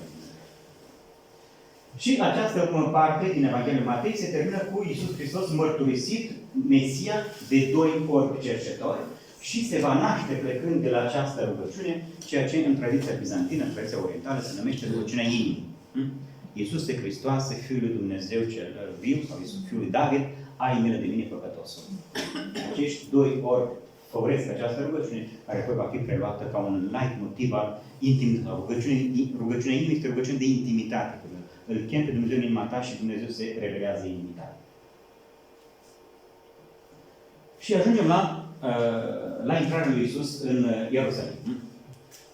Iisus este primit cu o sanare la Ierusalim, călare pe un măgăruș. Asta este unica intervenție la Matei, unde Iisus intră pe un măgăruș, nu pe un măgar oarecare. Și avem aici textul, ne spune că mergeți în cutare sat și veți vedea acolo o măgăriță legată. Nu aduceți pe asta. Sfântul Ambrozie spune, Sfântul Ambrozie de Milano spune că măgărița legată, de fapt, este simbolul sinagogilor, care a rămas sclavă lege, a rămas legată de lege. Iisus nu are nevoie de asta. Și spune textul, lângă el este lângă măgăriță este un măgăruș slobod, ăsta nu-i legat cu măgărușul. Și tot Ambrozie spune că acesta este adus, nu? Și asta este simbolul bisericii eliberate. Biserica se simte liberă în fața lui Hristos. Nu este subjugată de nimic, decât de puterea aceasta iubirii inimii. Și dar iudeii nu au înțeles nimic din predica lui Iisus Hristos și transformă templul lor în loc de negoț și schimbare de bani. Și acolo apare furia lui Iisus, nu? Știți că dă la o parte, îi biciuiește, el la omor, că ați transformat casa tatălui meu într-o casă de bandiți. Ori casa tatălui meu este o casă de rugăciune. Evreii nu înțeleg acest gest și îi cer rămuriri. Și ce face Iisus? Le vorbește într-o parabolă. Și le povestește parabola lucrătorilor uciși în afara viei. Și care este logica acestei parabole? Dumnezeu a trimis în vechime profeții și au bătut joc de ei. Apoi Dumnezeu a trimis o mulțime de alți vorbitori în numele Lui și pe ăștia i-a ucis. Și ce spune cele din urmă? Hai să-l trimit pe fiul meu cu pielă la cinste. Și pe acesta îl ucide. Și unde îl ucide? În afara viei. Aici am interpretat aceste două versete din istoria către evrei. După ce a trimis profeții și mulți vorbitori în numele Lui, după ce trecut a vorbit în multe rânduri și multe feluri părinților noștri, prin profeți, Dumnezeu în zile de urmă ne-a vorbit nu prin Fiul, pe care l-a pus moștenitor a toate, prin care a făcut și veacurile. Dar și pe acesta, în loc să-l respecte, l-a ucis. Și care este logica finală a acestei parabole? Împărăția va fi smulsă de la voi și va fi dată altui neam, păgânilor. Iar și de aceasta lui Matei, de a conduce realitatea bisericii spre toate neamurile. Biserica care nu are frontieră. De aceea, biserica la Conciliul din Nicea este mărturisită în crez ca fiind una, pentru că Dumnezeu este unul, sfântă, pentru că Dumnezeu este sfânt, catolică, pentru că este universală, și apostolică, pentru că ține de la apostol. Prin definiție, biserica nu are granițe. De aceea am descoperit în dosarele comunismului că o intenție pe care o aveau comuniștii cu privire la Biserica Catolică era să se facă o biserică catolică română, după modelul Bisericii Ortodoxe Române. Atunci, grec-catolici aveau de ales într-o parte sau în alta. Dar au fost oameni înțelepți, precum ca Sfântul Rogu și alții pe atunci, că nu, biserica este catolică, nu poate să fie biserică catolică română, nu există altceva. Este biserica catolică din România, da. Biserica, tocmai în virtutea acestei granițe care nu există, de fapt, pentru biserică. Biserica este a tuturor. Cei chemați să participe, aici vine și parabola cu cei chemați la ospățul de nuntă, care s-au arătat a fi nevrednici. Și atunci chemarea se îndreaptă iarăși spre națiunile păgâne. Dar și aici, la națiunile păgâne, vine unul fără haina de nuntă, care este simbolul botezului. Nu poți intra în Împărăția lui Dumnezeu fără acea haină de nuntă, adică fără botez. Chiar dacă vine din răspândile drumului, se trece prin botez. Poate gânde, noi, asta vrea să spună Matei, noi nu ne naștem creștini. Ne naștem păgâni și prin botez devenim creștini. Apoi, cei care întreabă referitor la autoritatea lui Iisus află răspunsul în predica sa, pe care Iisus o termină cu aceste cuvinte. Voi nu cunoașteți Scripturile. Dacă de ăștia le-au spus treaba asta, cine a spune nouă azi? Voi nu cunoașteți Scripturile. Este un reproș mare să ajungem în fața lui Dumnezeu și spune, voi nu cunoașteți Scripturile. Sau voi nu știu să iubiți. Criteriul după care sunt recunoscuți discipolii lui Iisus Hristos, încă o dată, este iubirea de Dumnezeu și iubirea de aproapele. Și Iisus conchide zicând, în dublă lege a iubirii sunt conținute toate scrierile și toți profeții. Practic, în respectarea iubirii de Dumnezeu și de aproapele, avem condensată toată revelația Bibliei. Și apoi apare aici discursul apocaliptic al lui Iisus în Evanghelia după Matei. Mesia vestește evenimentele premergătoare împărăției. Acest discurs a făcut multă vâlvătaie în primele secole ale creștinismului, pentru că acei oameni care au aderat la învățătura lui și au devenit, s-au numit creștini, după acest discurs a crezut că va veni repede realitatea asta finală. Și că trebuie să fie pregătiți numai decât. Și au trăit cu toată intensitatea lor. Iisus în acest discurs prevestește distrugerea Ierusalimului.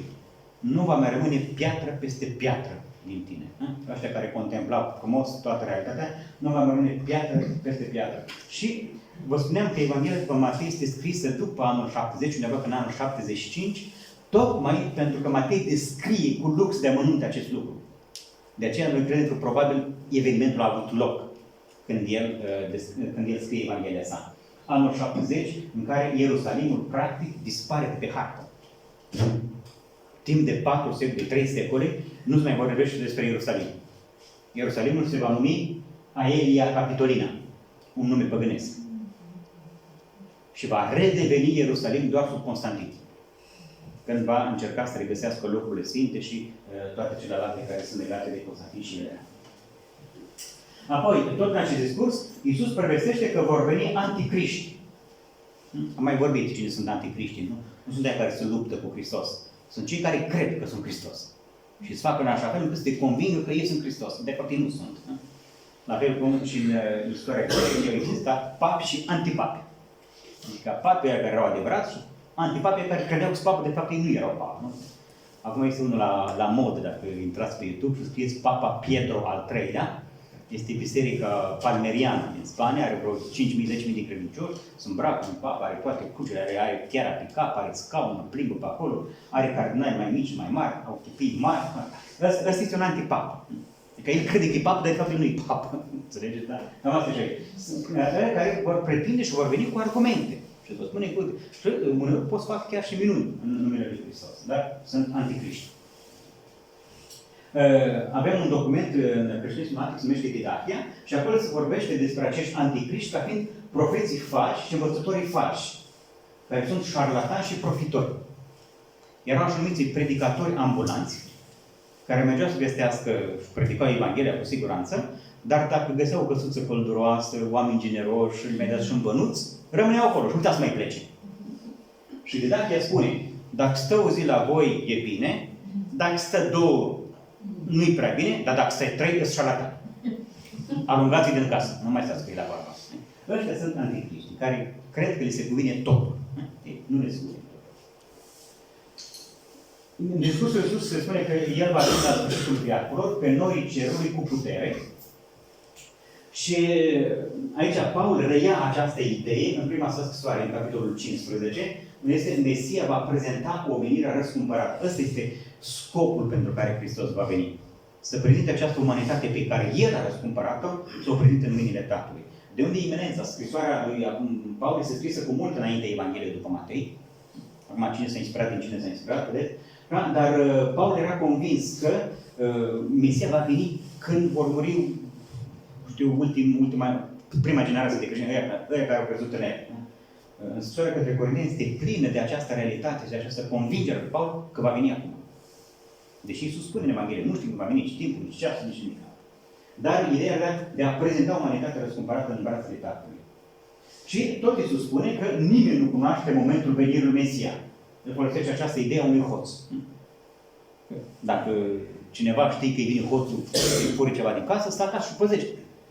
Dacă am ști când vine moartea, sau sfârșitul, am stat acasă, îmi face cruce, îmi pune acolo și ne-am pregătit în felul ăsta, dar nu știu. Asta e ideea unui hoț. Primii creștini așa credeau într-o venire iminentă. Și de ce am început să nu mai muncească? Dar dacă tot vine ăsta la ce rost să ne muncim, nu? Și Iisus convertește un pic, asta e Iisus, Paul, convertește un pic gândirea lor în scrisoarea către Tesaloniceni. Și spune, cine nu muncește, să nu mănânce. Adică este operat în cruciat și așteptat să vină parusia. Și nu la venea. Îndemnul nu poate fi decât acela de a veghea, de a fi pregătiți. Vegheați și vă rugați, fiindcă nu știți nici ziua, nici ceasul. De unde s-a stărit această idee teologică valabilă până astăzi în creștinism? Creștinismul este o religie de veche. Noi veghem așteptându-L pe Mesia să vină. Poate să vină mâine, poate să vină pâine, poate să vină nu știu când. Dar trebuie să vină această stare de veche, iar viața monahană, în structura ei internă, așa, are omniprezent acest aspect de veche. Ei se trezesc la 3 dimineața și se roagă, se trezesc la 12, se roagă așa, de mai multe ori, pentru a simboliza acest stil de veche. Și în acest context apare parabola celor 10 fecioare și parabola talanților. Parabola fecioare înțelepte și neînțelepte și talanții care le sunt încredințați, nu? Și care este ideea acestor două parabole? În Împărăția lui Dumnezeu au acces doar cei care au știut să vegheze. Cele 5 care au dormit și nu aveau ulei în lampă, nu au putut intra. Ăla care au ascuns talentul în pământ, nu au putut intra nici ăla. Pentru că nu au vegheat. Și apoi apare parabola în capitolul 25 la Matei, nu? Judecata de pe urmă, oile care sunt la dreapta și caprele la stânga. Este parabola judecății de pe urmă. Aici arată, de fapt, Matei, criteriile după care vom fi judecați. Binecuvântați, veniți și moșteniți împărăția pregătită vouă de la întemeierea lumii. Blestemați, mergeți în focul cel veșnic, pregătit cui? Nu vouă, diavolilor și discipolilor lui. Dar Matei vrea să arate cum păcatul produce această transformare ontologică, cum numim ontologie în noi, adică ne face adepți ai discipolii diavolilor decât discipolii celor care sunt binecuvântați. După încheierea sa, și asta este iarăși o idee puternică și este textul care se găsește numai la Matei, această parabolă, cu ideea aceasta că după învierea sa, Iisus Hristos rămâne prezent în cei săraci, umili și nevoiași. De unde acest refren? De câte ori ați făcut aceasta celor mici ai mei, mie mi-ați făcut. Deci judecata este în relația ta cu aproapele. Cum te comporta cu el. Împărăția lui Dumnezeu, așadar, este inaugurată prin predica lui Iisus Hristos și ea este chemată să crească, să se dezvolte până la sfârșitul veacului. Este un discurs apocaliptic destul de interesant. Și ajungem la a noua parte a Evangheliei după Matei, pătimirea și moartea lui Mesia la Ierusalim. Pătrânii lui Iisus plănuiesc felul prin care să-L elimine. Și aici erau 3 variante. Să-L elimine înainte de Paști, să-L elimine de Paști sau să-L elimine după Paști. La Matei nu știm exact când l-au eliminat. La Ioan știm cu exactitate. Și în acest context al sărbătorilor pascale intervine și nefericitul ăsta de Iuda, iubitorul de argint, cum îl mai numește Evanghelie, nu? Cât îmi dați ca să vi-l dau? Matei are în cap prețul sclavilor din vechime, care era 30 de arginți, sau 30 de ceva. Și acesta va fi și în suma pe care, de fapt, nu o cere. Iuda ar fi cel mai mult, dar ăștia te-i dă. Plus, voi n-ai decât să te mulțumești cu treaba asta. Și tot în contextul acesta apare și Maria, care îl unge pe Iisus în Betania. Acum nu știu ce fel de Marie este acolo, că e Maria Magdalena, că e Maria sora lui Lazar, dar este în casa lui Lazar, în Betania. Prin această ungere, de fapt, Maria recunoaște moartea lui răscumpărătoare pentru întreaga omenire. Acele aromate care se pun pe trupul celui care a murit, nu? Maria îl pune pe trupul său viu. Drept dovadă, Iisus va fi răstignit în preajma sărbătorii pascale și nu va beneficia de acel ritual al ungerii. De unde apare această poveste cu mironosițele, cum se numesc în tradiția bizantină, care vin de dimineață să ungă trupul cu balsam al lui Iisus după ce au trecut sărbătorile pascale. Și apoi apare pregătirea cinei pascale. Era prima zi a azimilor, iată, pâine nedospită folosită în sărbătoarea Paștelui. Pe această idee merge Biserica Catolică până astăzi și celebrează liturghia fără drojdie, după acest principiu că la Paște se mânca pâine nedospită. Apoi apare revelarea trădătorului. Unul dintre voi mă va vinde. Aici iarăși vă invit să vedeți un film, dacă îl găsiți pe internet, pe mine mă fascinează, l-am văzut an la rând în timpul postului mare. Se numește Apostolul Petru și Cina cea de taină. În care, asta este ideea regizorului filmului, să arate plecând la această idee, unul dintre voi mă va vinde, eu sunt la Doamne. Și apoi în film arată secvențe din viața lui Iisus din ultimii 3 ani cu acel apostol în diferite ipostaze, să vadă dacă găsești la un moment dat un click care spune că eu sunt ăla care îl trădesc pe el. Foarte interesant și vine și te caută în profunzimea relației tale cu el. Fiecare este chemat să vadă realitatea relației lui cu Iisus, să vadă dacă la un moment dat există ceva care să-i împingă spre trădare. Și toți găsesc câte un punct în această realitate, în afară de Iuda. Iuda nu găsește nimic de trădător acolo. El se pare normal. Interesant acest film. Apoi vine cina cea pascală, cu îndemnul luați și mâncați, este trupul meu luat și beți este sângele meu, și prezicerea renunțării lui Petru. Petru este, Matei pune foarte tare în evidență pe Petru. Este ăla care e mai deasupra tuturor. Iar în filmul The Chosen, Petru cu Matei nu prea se împacă. Adică Iisus face eforturi mari să-i împace pe ăștia doi. Și Petru e întotdeauna răzvrătit pentru că ăsta îi cerea bani să-i dea impozite la stat. Și el nu șterse de treaba asta.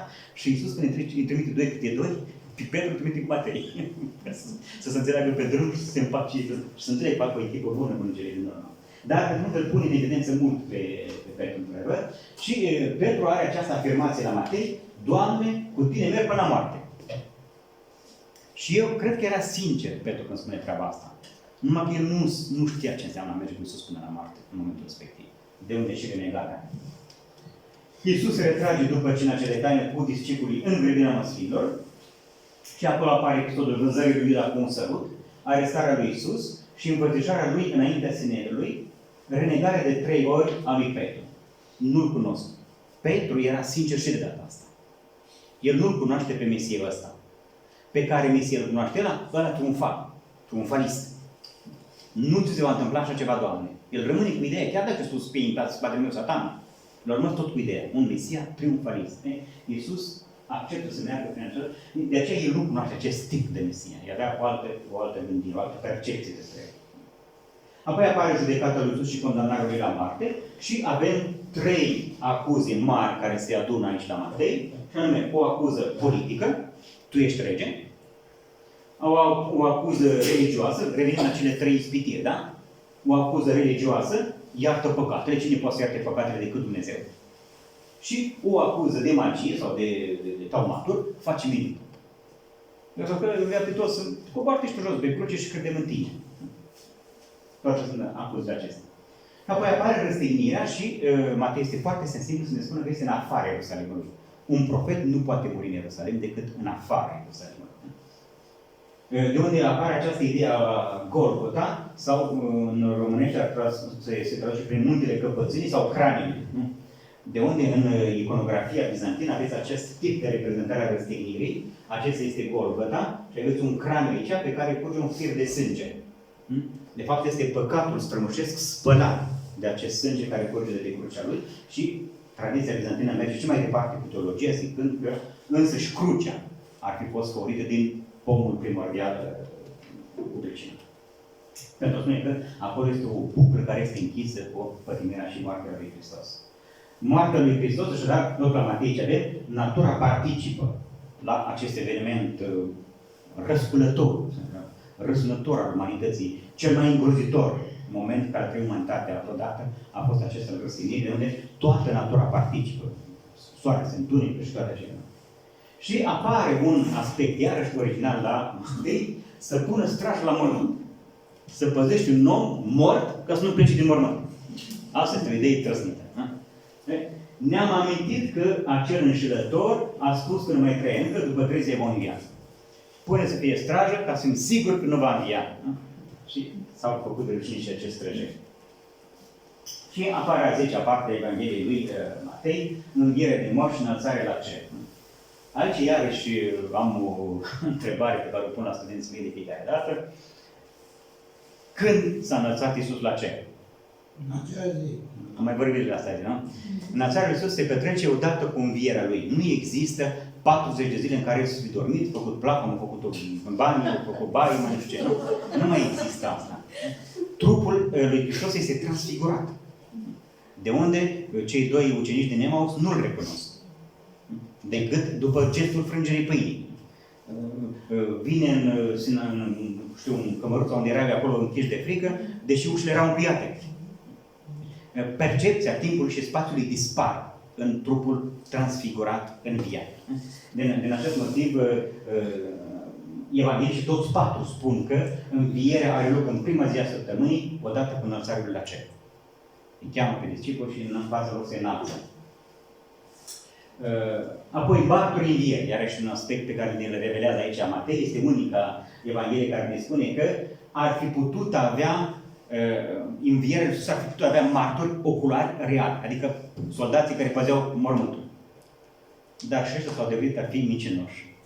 Și atunci, martorii învierii rămân mormântul gol, piatra rostogolită și îngerul șezând pe ea. Atât avem în învierea lui. Suntem sigur cu certitudine.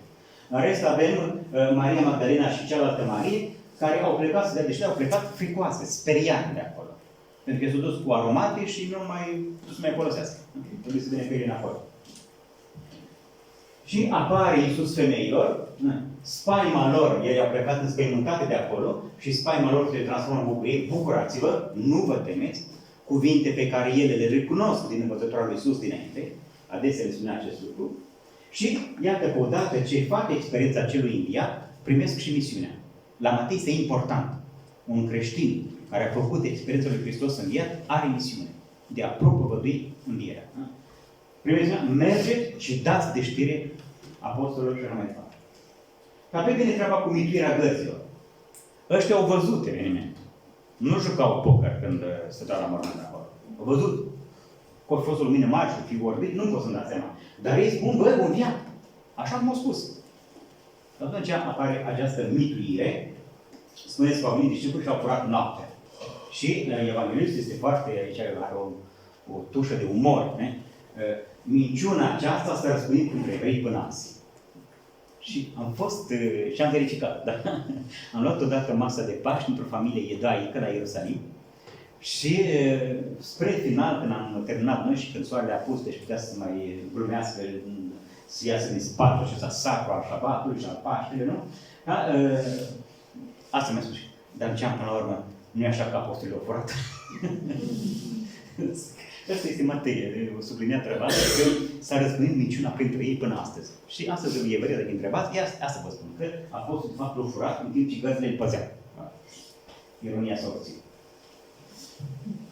Apoi Iisus apare în acea zi, tot în ziua întâia săptămânii, apare celor 11 și îi trimite în misiune în Galileea, pe un munte, astăzi îl numim acel munte, Muntele Înălțării, și el spune că i-a fost dată toată puterea în cer și pe pământ și misiunea finală pe care o primesc discipolii, mergeți, faceți discipoli și botezați și învățați pe toată lumea. Este Evanghelia neamului, Evanghelia care este răspândită în toate colțurile lumii. Și Iisus se înalță în văzul lor în aceeași zi, deci face o grămadă de lucruri într-o zi aici acela înviat, da? Învierea corespunde înălțării în slavă și toate popoarele sunt chemate să moștenească Împărăția lui Dumnezeu. Nu există popor de la care Evanghelia să nu fie predicată. Da? Cam asta este structura pe care o gândește Matei în Evanghelia sa. Cu idee centrală, Iisus este Mesia, unsul lui Dumnezeu, așa îl mărturisește și Petru în capitolul 16, iar acest Mesia are de anunțat ceva de-a lungul Evangheliei și aceasta este împărăția.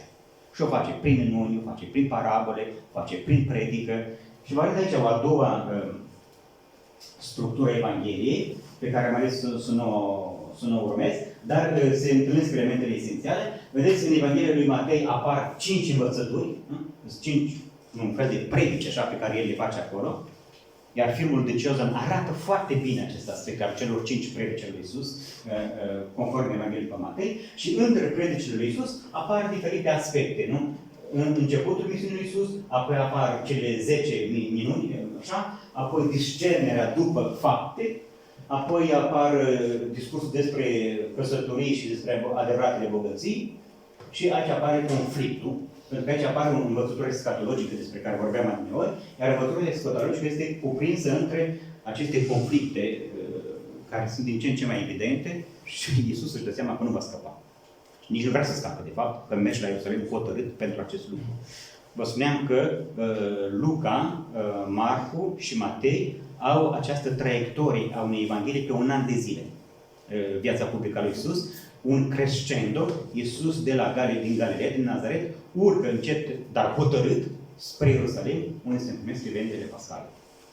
Doar conform lui Ioan putem deduce că Iisus ar fi avut 3 ani de viață apostolică, pentru că de 3 ori îl prezintă la Ierusalim, probabil de sărbătoarea Paște. Mersi. Acum putem să deschidem dialog, să întrebări, să răspunsuri, așa mai avem cu aminte. Da. Da.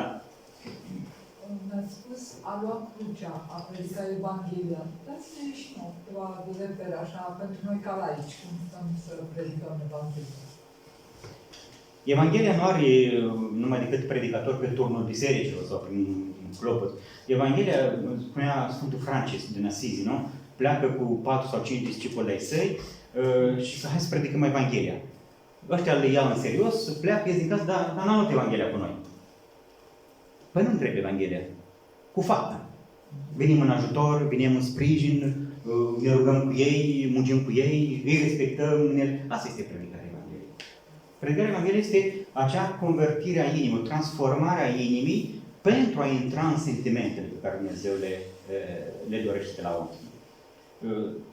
Eu mi-am amintesc cu experiența mea, eu am fost ispitit și încă mai sunt un pic de viața monahală contemplativă, pe care am frecventat-o cu strășnicie când eram în Franța și apoi chiar și când eram în Canada. Și am făcut un discernământ de 4 ani cu confesorul meu și duhovnicul meu, care era călugăr trapist de viață contemplativă. Nu? Și după 4 ani mi-a spus această realitate. Și pe Lucian există 2 tipuri de predicatori. Predicatori prin trăire, asta este viața monahală. Oamenii vin și ne văd și noi așa predicăm, prin exemplul vieții noastre. Și sunt predicatori care s-au făcut sfârșit prin cuvânt. E bine, tu ești din a doua categorie. Și mi-a dat de înțeles. Asta era calea mea. Și n-am regretat niciodată. Dar îmi face bine să mă duc din când în când în mijloacele acestea monahale. Părinte, în ce măsură putem să spunem că Cuvântul lui Dumnezeu, Evanghelia, vestea cea bună, Iisus Hristos, sunt sinonime? Sunt același lucru? Da, sunt termeni sinonimi, da. De fapt, Evanghelie este un termen grecesc, evangelion, care înseamnă veste bună. Iar o veste bună, spune Iisus, nu o pui sub obroc sau sub pat. O pui în sfeșnic ca să lumineze pe toată lumea. De asta, vestea bună, pe care ne-am gândit cu toții când eram la școală, sunt eu, nu luam des câte un 10, dacă nu luam, mă bucuram foarte tare. Și veneam cu carnete note așa până acasă, la mamă, spuneam că luat un 10. Asta e veste bună. Când luam un 4, nimeni spunea. Spuneam acolo, da. Până la urmă aflat. Era, știa. Și apoi nu puteam să o mint, nu puteam să o mint pe mama, este incredibil, da? Mama avea o credință oarbă în mine și știa că eu nu pot să o mint. Și chiar nu puteam să o mint, da. Mă trimitea să iau, știți cum era tot cel la cota de ulei, nu? Și mă trimitea doar pe mine, pentru că știa că eu nu mint la bani. Erau eugeniile alea care se cumpărau 25 de bani Eugenia. Dar nu era cum ea poftă de Eugenie și rămânea acolo un 25 de bani, un 50 de bani. Și luam o Eugenie. Pe acasă repetam cum făcea fiul risipitor. Repetam o condiție, spun mamă, de sub formă de minciună. Mamă, s-a scumpit ulei, nu mai este 25. Și când am știut asta, spuneam, mamă, n-am și o Eugenie. Și bine, mamă, bine făcut. Și nu putea să mână, oricând mă sărbea în roșa. Da. De asta sunt trăsături care la un moment dat este adevărul ăsta care la un moment dat pune stăpânire pe tine, cum spunea Evanghelia noastră astăzi, nu la liturghie, să o ascultăm imediat, nu? Daul tău să fie da, nu tău să fie nu.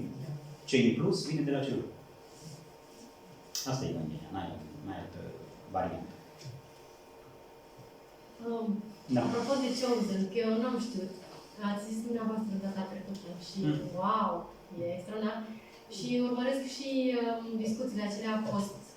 Da, am văzut și eu cu câțiva actori, da. Un evreu mesian. Da. Eu nu știam că există, deci Există, poate există. unii evrei au primit și vestea sau cred și nu știu care e diferența sau mă rog, dar Sunt curente astăzi, curente anumite mesianice, în care grupuri de evrei admit o parte din realitatea de credință pe care o avem în Iisus Hristos, fără să meargă până la a-L identifica sau a spune că Iisus Hristos este Dumnezeu în egală măsură cu Tatăl. Dar în rest au învățătura Lui, apreciază minunile Lui, faptele Lui și da, acceptă chiar și învierea Lui, din mod, da. mă gândeam atunci de ce nu sunt creștini, dacă... De asta, pentru că nu l-a admit. Ca fiul lui Dumnezeu. Cum? Nu recunosc ca fiul lui Dumnezeu. Îl recunosc ca fiul lui Dumnezeu, dar nu ca Dumnezeu în realitatea lui Dumnezeu. Da. Un profet strălucit, dar fiul de Dumnezeu. Pentru că în tradiția iudaică, fiul lui Dumnezeu îmbracă trei aspecte. Este fiul lui Dumnezeu, poporul israelesc în ansamblu este fiul lui Dumnezeu, regii sunt fiul lui Dumnezeu și profeții sunt fiul lui Dumnezeu. Acestea sunt cele trei realități. Deci Iisus, pentru acest mesianic, este văzut ca un fiul lui Dumnezeu sub acest aspect, nu ca Dumnezeu așa. Și asta în virtutea unui verset biblic, Deuteronom 6:4, trebuie să rețin data, 6:4. Noi în Transilvania avem o biserică care se numește Biserica Unitariană. Da. Și la originea acestei biserici unitariene există versetul Deuteronom 6:4. Domnul Dumnezeul tău este unul. Unitarian de la unul. Nu poate să aibă fiu sau un duh sunt pe lângă ei, nu. E unul și cu asta basta. Ăștia sunt și mesianici, cam așa au și ei istoria asta. O emisiune interesantă pe Angelus este pe care o face sora Cristina Mareș, Biblia Cartea Vieții se numește, și de foarte multe ori invitată este doamna Felicia Valdman. Right. Și se fac atunci comparații. Care este evreică ea, da? Da, care este evreică și care reprezintă. Și predă la facultate la programul de studii iudaice. Da, dar de multe ori discută exact problemele astea. Da. Creștinism, iudaism, unde se întâlnesc și unde nu se întâlnesc. Da. Ați spus la un moment dat că este o diferență între sistemul sinodal și sistemul piramidal. Da. Puteți să mai detaliați puțin? Vă dau un exemplu clasic, da? Sistemul piramidal, Biserica Catolică, da?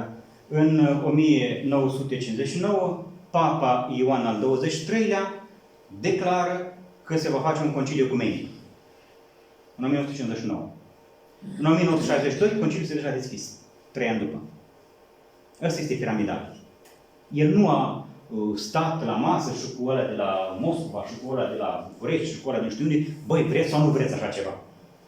În virtutea că ești pe această piatră de biserica mea, da? El a hotărât că va avea un conciliu. Cardinalii au rămas trăsniți, nu le venea credit când au auzit anunțul ăsta. Ăsta e piramidal. Sinodal. În sinodal, bisericile ortodoxe sunt 14 biserici autocefare astăzi, recunoscute. În 1953 au hotărât să facă un conciliu pan-ortodox, care s-a ținut în 2016. Deci 1953, 2016. Și la ăla n-au participat toate bisericile. 4 mari biserici n-au participat. Ăsta este sinodalitatea. Pentru că ei au avut foarte multe întâlniri de negocieri. Cine prezidează lucrările, cine pune întrebările, cine asumă, cine nu asumă, cine e cel mai mare, cine e al doilea, cine e al treilea și așa mai departe. Asta este când ești mai mult, te sfătuiești cu toți. El era președintele conciliului, el a convocat, el a stabilit ordinea zi, el a făcut comisii, el a făcut toate. Asta este sistemul piramidal. În concret. Asta este un exemplu concret de piramidalitate și de sinodalitate. Acum Papa Francisc, știți prea bine, că a deschis un sinod al Bisericii Catolice în care să se accentueze aspectul sinodalității și în Biserica Catolică. Adică să existe această comuniune și împărtășire între ierarhi. Astfel încât să existe o disciplină comună la nivel de Biserică Universală în care episcopii să fie implicați cu toți. La noi în România am făcut comisioane despre acest lucru. Nu știu ce se va alege treaba asta, dar sperăm să fie ceva bun și de augur.